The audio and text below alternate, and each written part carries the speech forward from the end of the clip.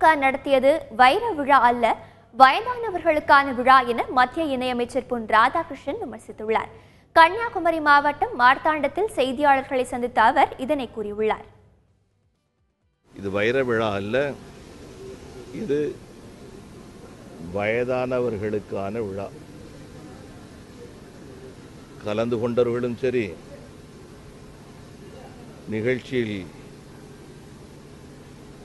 தலைமை பொறுப்பை எடுத்து வழிநடத்தியவர்கள் அத்தனை பேரும், ஒரு நபரை சொல்லவில்லை, எல்லாருமே.